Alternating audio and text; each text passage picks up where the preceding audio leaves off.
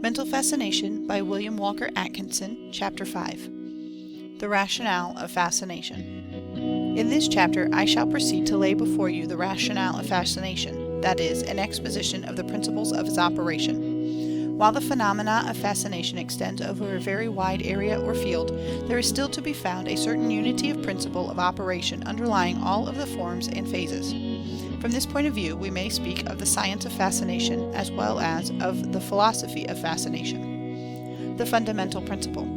The fundamental principle of the operation of the mental phenomena known as fascination is found in the theory of mentative induction as stated in my work on mental magic, and which is briefly stated in the first chapter of the present book. This theory, you will remember, holds that each individual mind is a center of mentative energy, and that the mentative energy of an individual mind may be, and is, transmitted from one person to another by means of mentative waves or currents. That these mentative waves or currents tend to induce in the minds of other persons the emotions or feelings existing in the mental states of the person sending out the waves or currents. In this connection, we must also remember that there are two mental poles, known as the motive and emotive poles respectively. The motive pole manifesting as willpower, and the emotive pole manifesting as desire force. Desire force acts in the direction of drawing, pulling, attracting, luring, coaxing, charming, etc., while willpower acts in the direction of compelling, forcing, driving, impelling, commanding, demanding, etc. Desire force always draws its object towards itself, while willpower always overpowers and compels its object, generally in the sense of driving it into action. Mentative induction. This mentative induction acts along similar lines to the induction of electricity and magnetism, that is, it sets up similar states in the object affected. And the resemblance is even still further marked when we consider that the phenomena of electricity closely resemble the action of the will, inasmuch as both tend to drive outward in the form of an impelling force, and that the phenomena of magnetism resemble the action of desire, inasmuch as both tend to draw inward in the form of an attracting energy. An interesting question. In this connection, however, I would direct the attention of the student to one fact concerning the effect of induced states, which some have failed to grasp in my teachings in my work on mental magic. The matter may be stated by the inquiry of a student of the last mentioned work, who inquires as follows: "Please inform me how it is that an induced mental state reproduces the original mental state of the mentator in the following case. A man desires to have another perform a certain act, and sends a mentative current which acts by induction on the mind of the second person, setting up an induced mental state therein. The second person then performs the act desired by the first person. Now, if the induced mental state was the same as the original one, would not the second party simply also desire that the first party should do the act, just as the first party desired that the second should do it? But it does not work so, for the second party does not so desire, but instead merely desires to do just what the first party desired him to do. That is, he feels within himself a desire to do that which the first party desires shall be done. It seems to me that the induced state is really the opposite of the original state. Please set me straight on this." The answer. I am very glad to have the opportunity to set straight my students on this point. A careful examination will show that both states are similar. For instance, A desires that B shall do a certain thing and induces a similar state in B. The induced state produces in B a like desire that the things shall be done as he proceeds to do it. No opposite action here, is there? The essence of the desire in both cases is the same, namely, that the thing shall be done. The expression of the feeling of the two persons in the case as 1. I desire that you shall do, and 2. I desire to do, respectively, are merely the personal forms of expression and not the essence of the desire or feeling. The desire or feeling in its real essence is, I desire this thing done. And both hold the same desire, A holding the original desire or feeling, and B the induced desire or feeling. Think this over a little until you see the point. Induced will acts in the same way as the above mentioned instance of the action of the induced desire. Of course, in all cases of the action of desire, the will is also called into operation. In the above cited case, it works as follows. A feels the desire to have the thing done, and so his will is called into operation to concentrate the mentative currents and to project them to a focused point on the mind of B. Then B, feeling the induced desire that the thing shall be done, awakens his will and does the thing. Do you see this also? You had better fix this process firmly in your minds, for it is the key to the operation of the principle of fascination and other mentative phenomenon. making another feel like doing. Now to get back to the first principle, which is that one person may make a second person feel like doing a thing that the first person wishes to have done. That is the thing in a nutshell. And in the degree that the second person so feels like doing the thing, so will be the degree of desire and will induced in him, and consequently, so will be the likelihood of his actually doing it. You see, the matter of feeling like is at the bottom of it all. And this being so, it is readily seen that if one is able to induce a state of feeling like in another, he has the secret of the control of the other person's actions. Now this is the basis of mental fascination. Now let us see how this principle works out in a case of mesmerism or hypnotism, so called, which after all is but a phase of mental fascination governed by the above-mentioned principle. I prefer the term mesmerism for several reasons, among them being the fact that it is a recognition of Mesmer, its discoverer or rediscoverer, and also the fact that hypnotism means sleep, while mesmerism covers the whole phenomena in both its waking or sleep conditions. A case of mesmerism. Well, let us suppose a case of mesmerism. The mesmerist, whom I will call the operator, faces the subject. The operator assumes a positive state of mind, his willpower being active and concentrated, practice having improved him along these lines. The subject naturally assumes a negative mental state, opening his emotive mental pole to the influence of the mind or will of the operator, and allowing his motive mental pole to remain quiescent or relaxed. That is to say, he opens his desire mind to the influence of the operator and lets his will remain inactive and relaxed. The operator desires and wills that the subject be influenced, and the subject agrees, consciously or unconsciously, to be so influenced. One wills, and the other is willing, which latter paradoxical expression means that he is not willing. The operator naturally asserts his positivity, while the subject assumes a decided state of negativity. One asserts a supremacy of will, and the other submits. I would call your attention to the fact that there is no physical compulsion or influence in the matter. It is all a matter of mentation.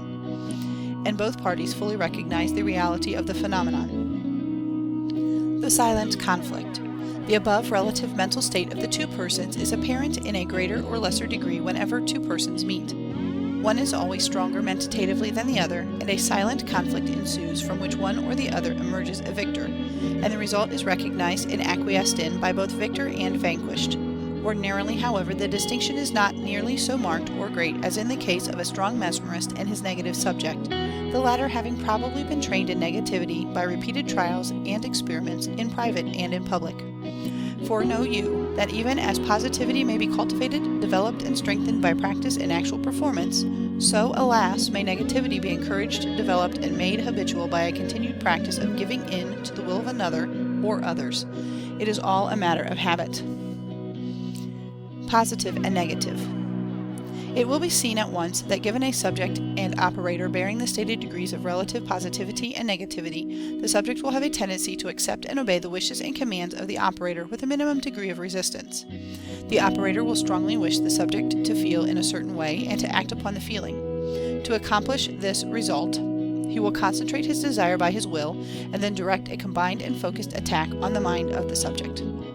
He is likely to call suggestion to his aid in the attack, for by so doing he is able to obtain an additional advantage, for a suggestion, as I have stated in my work on mental magic, is a physical agent inducing mental states, or an outward invisible sign of an inward feeling or mental state, which tends to induce a similar feeling in the mind of accepting the suggestion. The suggestive command.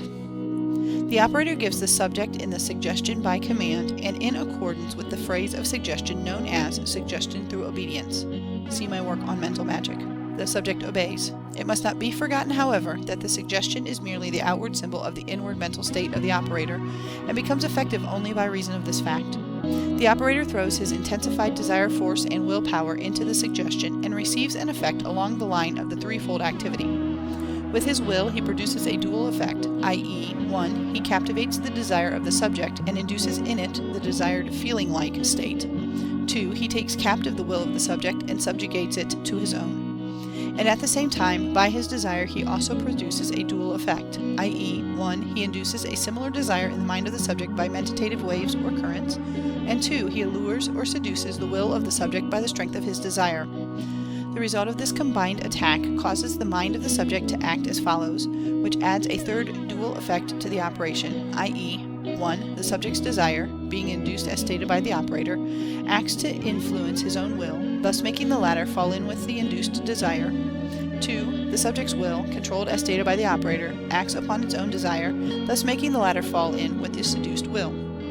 It must be remembered that the three mental operations above mentioned are concurrent, that is, they act at the same time and exercise joint action and control upon the mind of the subject. And neither the operator nor the subject are necessarily conscious of there being three dual actions underway. The operator simply desires and wills, with or without suggestion, while the subject simply feels like, as before stated, and accepts the suggestion if one is given, without recognizing the various mental operations going on to produce the feeling like. The detailed explanation may make the operation seem complicated, while in reality it appears to both the operator and subject as quite a simple matter indeed. The daydream state. The above process is the same whether the operator merely produces the simplest result upon the subject, or whether he secures the most remarkable and startling exhibitions of the control of one mind by another. The principle of operation is the same in all cases. With sleep or without sleep, it is the same. In fact, as we shall see, the very sleep condition is produced just as are the other effects, and its production merely tends to produce a daydream state in the subject, and thus makes him act in a daydream-like manner, with appropriate illusions. Sleep phenomena are merely one of the side issues of mesmerism, when the true principle is understood. Habit and repetition. Habit and repetition. In our consideration of the operation of mesmerism, we must not forget the part that habit and repetition play in the matter. For instance, the operator may be able to produce only the simplest effects at first trial, but at each subsequent trial, in which he gains more and more control over the subject and a greater acquiescence and degree of obedience, he is able to obtain a still more marked effect. If you will read my remarks on the suggestion by repetition in my work on Mental Magic, page 120, you will realize the awful force of repetition in habit, as well as the power of repeated statement. This psychological fact is like the operation of the wedge. Admit the thin edge, and each additional blow drives it further in. This works along the lines of both good and evil. Remember, the wise use it to their own strengthening, while the foolish allow it to be their undoing. Beware of the thin edge of the wedge of undesirable habits of thought and action. A psychological law. The mesmerist understands well, often too well, the nature and results of the above-mentioned psychological law. He has found out by experience that although it may be difficult to control a subject the first time, it will be easier the next, and so on until perfect control is obtained. And, knowing this, he bends his endeavors to inserting the very thinnest edge of the wedge, understanding that in this he has his hardest task before him. And alas, how many of us know that this same principle is in operation in everyday life, although seemingly having nothing to do with mesmerism? How many of us are able to regret the day of the entry of the thin edge of the wedge? Another point to be remembered is that the subject who is under a fair degree of control does not feel as if he were obeying the commands or wishes of the operator alone. That is, not in the main. It is true that he instinctively obeys the command of the suggestion, just as a horse quickens his gait when spoken to, or a soldier acts quickly in obedience to orders, etc., etc. But the motive for the action, or feeling, seems to come from within himself to a great degree. It has the force and effect of an instinctive action proceeding along subconscious lines. He seems to want to do the thing of his own accord. This is the dangerous feature. This, then, in a general way, is the rationale of mental fascination as shown in its phase of mesmerism and its corresponding exhibitions along less pronounced lines. If you will acquaint yourselves with these principles of operation, you will have a grasp on the whole subject. In our next chapter we shall have a view of the mental states of operator and subject, which will throw additional light upon the subject before us. End of chapter 5.